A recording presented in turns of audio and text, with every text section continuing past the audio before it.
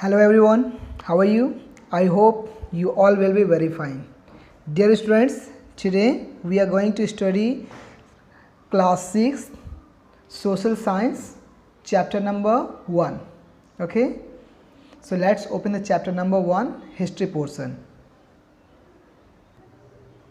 Dear students, before this video we had initiated the study of the chapter number 1, the title when, where and how. We had known the some important points of this chapter regarding what is history, why do we study history, time frame under study. Okay so ये सारे points हमने study किया हुआ था, ठीक है, जिसमें हमने BC, AG, ठीक है, एंड BCE और CE ये टाइम फ्रेमवर्क के विषय में हमने स्टडी किया था, ठीक है, ओके। साथ ही हमने स्टूडेंट्स ये देखा था एवोल्यूशन ऑफ मैन, किस तरीके से एक जो ह्यूमन बीइंग है, ठीक है, उसका डेवलपमेंट पहले कैसा था, फिर धीरे ग्रेजुअली उसने किस तरीके से प्रोग्रेस किया, किस तरीके से एवोल्यूशन हुआ, ये पिक्चर्स भी हमने स्टडी कर लिया था। साथ ही हमने स्टडी किया था students the types of the divisions of the history, ठीक है। तो डिवीज़न ऑफ हिस्ट्री में हमने देखा था कि हमारी हिस्ट्री 3 भागों में बढ़ती थी, ancient history, medieval history and modern history. Understand, ये हम स्टडी कर चुके थे, ancient history, medieval history and modern history. Ancient history के विषय में हमने जाना था कि 5 लाख BC, ठीक है, 5 lakh year BC to 800 AD तक का जो टाइम ड्यूरेशन है, ये आपका क्या कहलाता है, एंशियंट हिस्ट्री। ओके, ये हमारा क्या कहलाया था, एंशियंट हिस्ट्री। यहाँ पर जो वर्ड जो डिनोट किया हुआ है BC एंड AD, यहाँ पर BC का मतलब था before Christ and AD means anno domini, Jesus के जन्म के पहले का समय बिफोर क्राइस्ट, जीसस के जन्म के बाद का समय एनो डोमिनी। ओके, वेल आगे के हमने टाइम सेक्शन में, टाइम लाइन में हमने स्टडी किया था कि अब जो BC और AD था उसे अब नाम बदल दिया गया। BC को अब बोलते हैं BCE, जिसका पूरा नाम होता है बिफोर कॉमन एरा, और CE मीन्स कॉमन एरा, ठीक है। टाइमलाइन, जीरो टाइमलाइन के जो पहले का समय था उसे BCE बोला गया और उसके बाद के समय को CE बोला गया।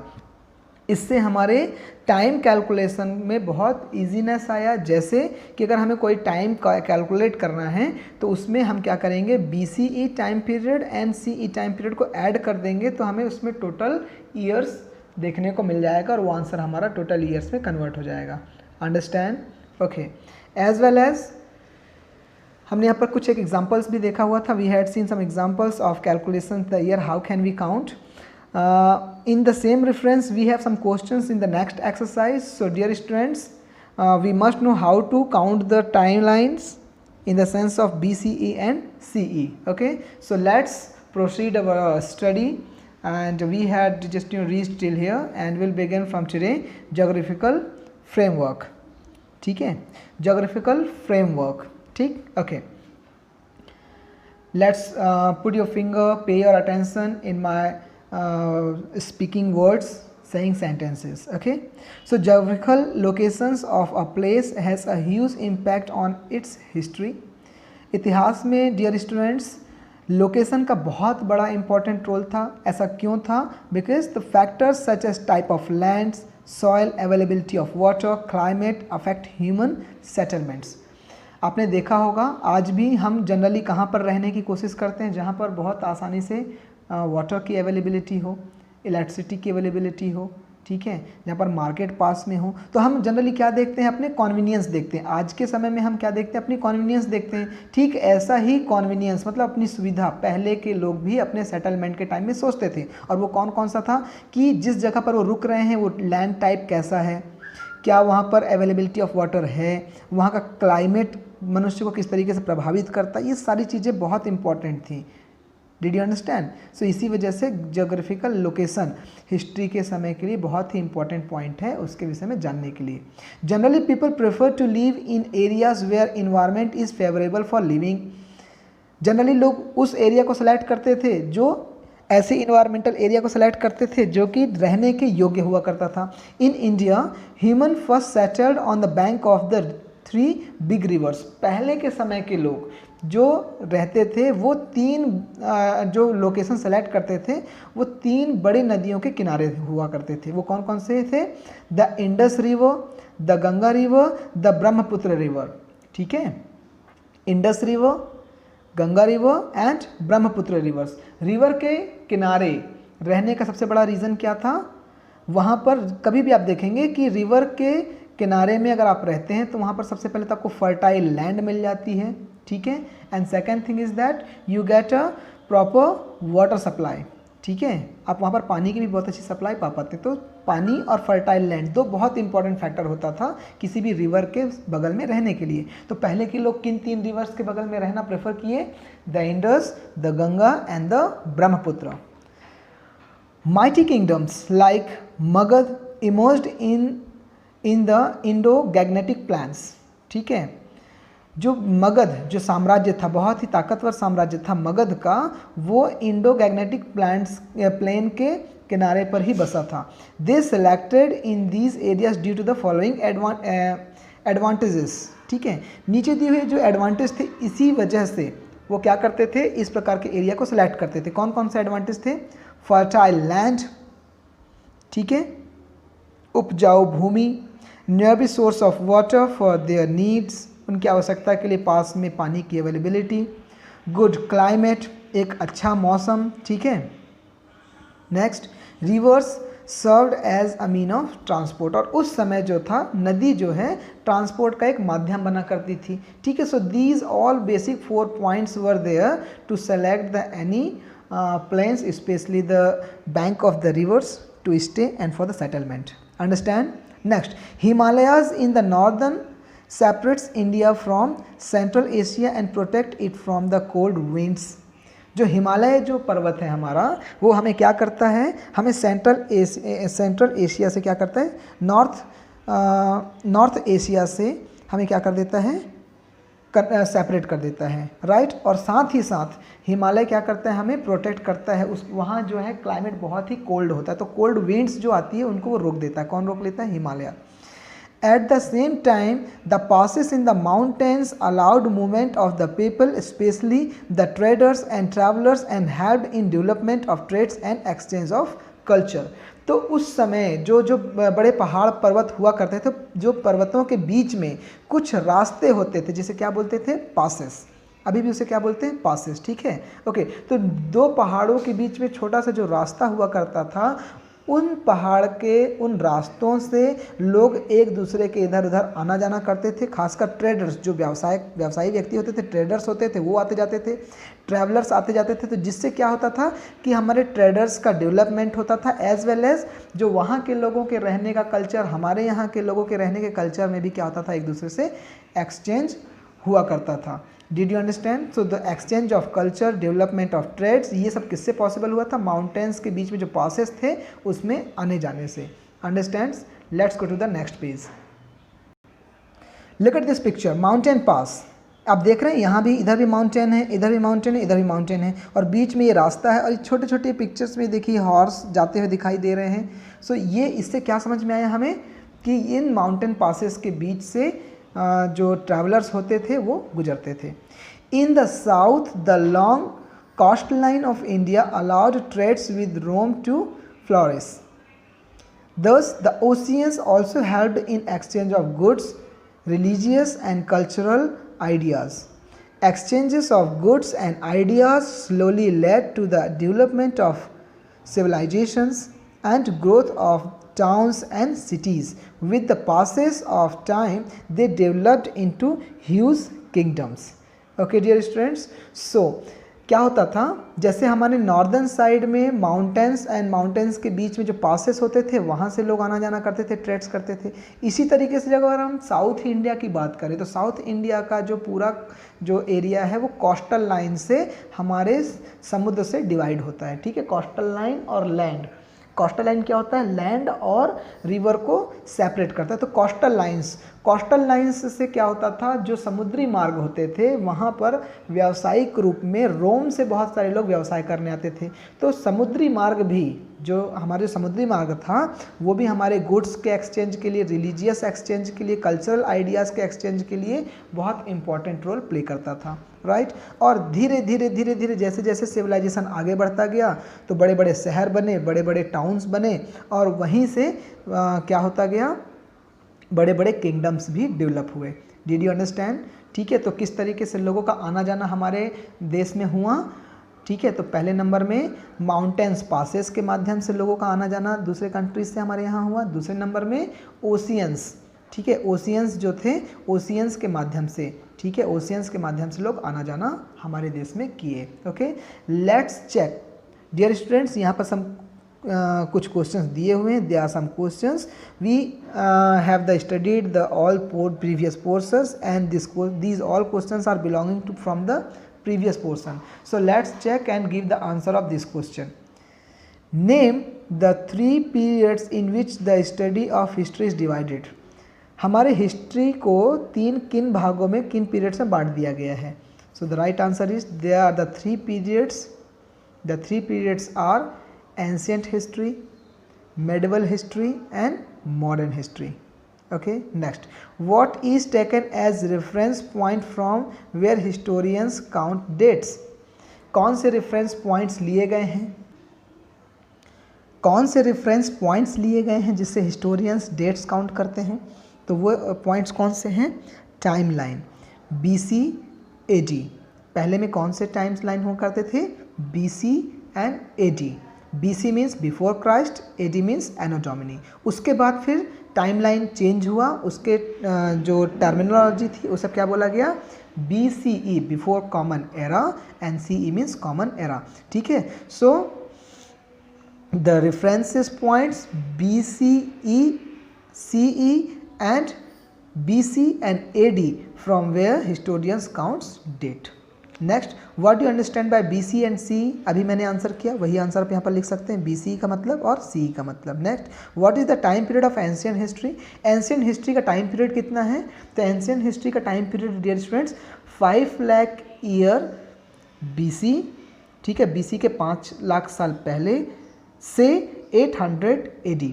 The time period of ancient history is 5 lakh BC to 800 AD.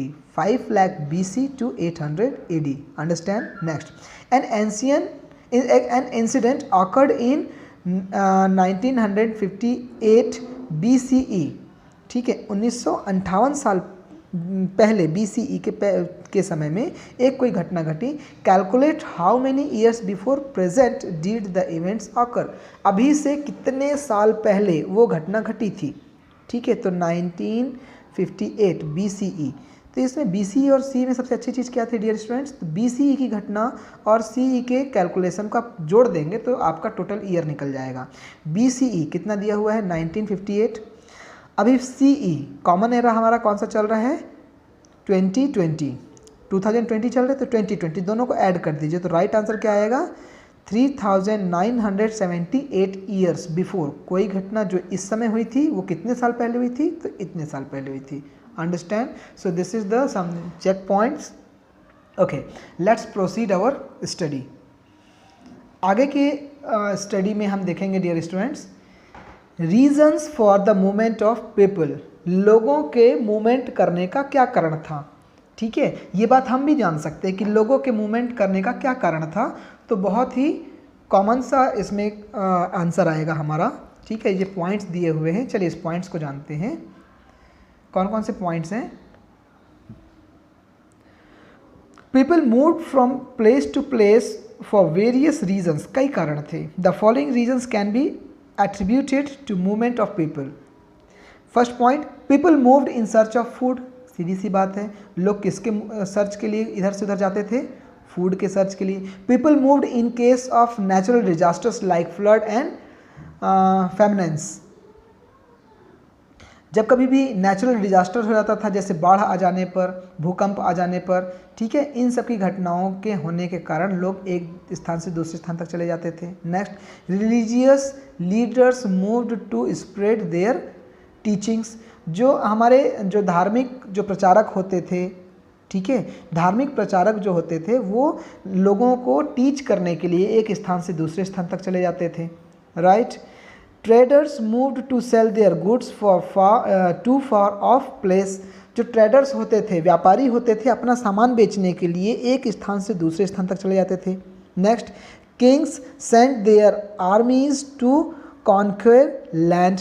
जो राजा महाराजा हुआ करते थे वो अपने आर्मीज़ को भेजते थे कि जाओ उस क्षेत्र में अपना कब्जा कर लो, ठीक है, उस क्षेत्र विशेष को कब्जा करने के लिए, ठीक, अपना क्षेत्र विस्तार करने के लिए किंग्स अपने आर्मीज़ को भेजते थे। People travelled to discover new lands. और लोग जो होते थे, जो कॉमन पीपल होते थे, वो नए क्षेत्रों की तलाश के लिए एक स्थान से दूसरे स्थान तक जाते थे। Now let's flashback. किस वजह से मूवमेंट होता था? सबसे पहले movement in the search of food, next due to the natural disaster, next due to the spread of teachings, next due to the traders movements, okay, and next due to the king sends their armies to conquer lands and the travelers for discovering the new lands। ये सारे points बनते थे movements के लिए, लोगों के एक स्थान से दूसरे स्थान पर जाने के लिए। All this helps in exchanging of ideas and mixing of people and culture। इन सभी पॉइंट्स की वजह से ही क्या हुआ? बहुत ज़्यादा हेल्प हुआ। आइडियाज़ एक दूसरे पे एक्सचेंज किए, कल्चर एक दूसरे का एक्सचेंज हुआ। Did you understand? सो ये सारे कारण बने थे हमारे मूवमेंट्स के लिए, ठीक है, लोगों के एक स्थान से दूसरे स्थान तक जाने के लिए। Let's look at the next point,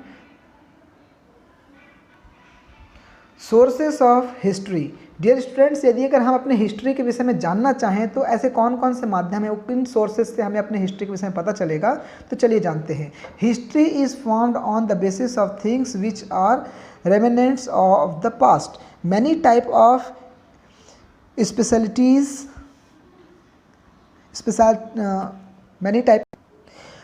many type of specialists from different fields of work help in understanding history। ठीक है, हिस्ट्री को जानने के लिए बहुत अलग अलग प्रकार के माध्यम हैं, तरीके हैं, जिसमें से बहुत इम्पोर्टेंट है archaeologist recover objects by digging objects from sites that gets buried under the earth. ठीक है, आर्कियोलॉजिस्ट जो होते हैं, ठीक है, जो पुरातत्व वैज्ञानिक होते हैं, पुरातत्व वैज्ञानिक क्या करते हैं डियर स्टूडेंट्स? ज़मीन को खोदते हैं और उसके अंदर निकलने वाले ऑब्जेक्ट को क्या करते हैं? स्टडी करते हैं, right. These objects are chemically tested by scientist through a process called carbon dating. तो जो साइंटिस्ट होते हैं, जो आर्कियोलॉजिस्ट होते हैं, पुरातत्व वैज्ञानिक होते हैं, वो जो जिस ऑब्जेक्ट को निकालते हैं, ठीक है, पृथ्वी के अंदर से, अर्थ के अंदर से, ठीक है, उन्हें केमिकली लैब में टेस्ट करते हैं साइंटिस्ट, जिस प्रोसेस को हम क्या बोलते हैं? Carbon dating. ठीक है, तो कार्बन डेटिंग क्या होता है? कार्बन डेटिंग किसी भी ऑब्जेक्ट के टाइम पीरियड को पता लगाने की एक वैज्ञानिक पद्धति है। ठीक है, this is the scientific process to know about the exact date of the object. ठीक है, next, sociologist then connect things recovered in similar times and locations to see the connections between them and help us to understand how things probably happens in those times। अब इसके बाद क्या होता है? जो socialist जो होते हैं, सोशियोलॉजिस्ट, ठीक है, सामाजिक वैज्ञानिक जो होते हैं, समाजशास्त्री जो होते हैं, वो क्या करते हैं? उस समय प्राप्त चीज़ों को, उस समय के लोगों के काम से, उस समय की घटनाओं से एक दूसरे से कनेक्टिविटी बनाते हैं और हमें इस बात को समझाते हैं कि वास्तव में पहले की घटनाएं किस प्रकार से हुई होंगी। And then historians records the history in a systematic manner so that people could read and understand the past. और उसके बाद फिर जो हिस्टोरियंस होते हैं, इतिहासकार जो होते हैं, उस समय की घटनाओं को क्या करते हैं? फिर सिस्टमैटिक तरीके से लिखते हैं और उन्हें लोगों को समझाते हैं। Understand? Scientist believe that human oriented from animals. वैज्ञानिक मानते हैं कि मनुष्य किससे ओरिएंट हुए हैं? एनिमल से। One wonders how they talked among each other. मगर एक बड़ा क्वेश्चन था कि आखिर वो एक दूसरे से कैसे किस तरीके से बात किए। हाउ दे लिव्ड टुगेदर, किस तरीके से, अगर वो एनिमल थे तो उन्होंने एक दूसरे से कैसे बात की, कैसे एक दूसरे के साथ रहे। हाउ लैंग्वेजेस वर फॉर्म्ड, किस तरीके से लैंग्वेज को बनाया गया। How they learn to write, किस तरीके से उन्होंने लिखना सीखा। To study history we have to take the help of various sources, history को जानने के लिए हमें बहुत अलग अलग प्रकार के सोर्सेज को जानना पड़ेगा। It is with the help of these sources that we can form a clear picture about the past. Sources that are used to study history are divided broadly into three categories: literary, archaeological and account of foreign travelers. तो ध्यान रखेंगे dear students, अगर हम अपने history को जानने की कोशिश करें या जानने के प्रति उसके साक्ष्य को अगर लाने की कोशिश करें तो हमारे प्रकाश से तीन प्रकार के तीन कैटेगरीज यहाँ पर हैं हिस्ट्री को जानने के लिए। First one is literary, past में लिखी गई कोई पुस्तक, लिखे गई कोई शिलालेख, ठीक है। नेक्स्ट आर्कियोलॉजिकल, आर्कियोलॉजिकल मतलब पुरातत्व के जो वैज्ञानिक हैं उनके साक्ष्य, ठीक है। Next account of foreign travellers, हमारे यहाँ जो वैज्ञानिक जो पुराने जो विदेशी लोग यहाँ पर आए उनके आने से उन्होंने जो बातें बताई, जो बातें लिखी, इन सभी माध्यम से हम अपने किसको जान सकते हैं, हिस्ट्री को। तो सोर्स ऑफ हिस्ट्री में हम क्या क्या चीज़ पढ़ेंगे dear students, literary, archaeological and account of foreign travellers. Now we will study in details about these categories. अब इन्हीं सारी कैटेगरीज को हम अब डिटेल्स में स्टडी करेंगे। ओके डियर स्टूडेंट्स, हम आगे के वीडियो में जितने भी हमारे सोर्सेस ऑफ हिस्ट्री हैं इस चैप्टर से रिलेटेड हम उसे स्टडी करेंगे। ओके, सो आप आगे के सारे पॉइंट्स चाहे तो पढ़ के रखें और अभी तक के जितने जो लेट्स चेक के पॉइंट्स थे इसके क्वेश्चन के आंसर आप अपने कॉपी में नोट डाउन कर लीजिए। Okay dear students, will meet in our next video. Okay, till that take care, thank you.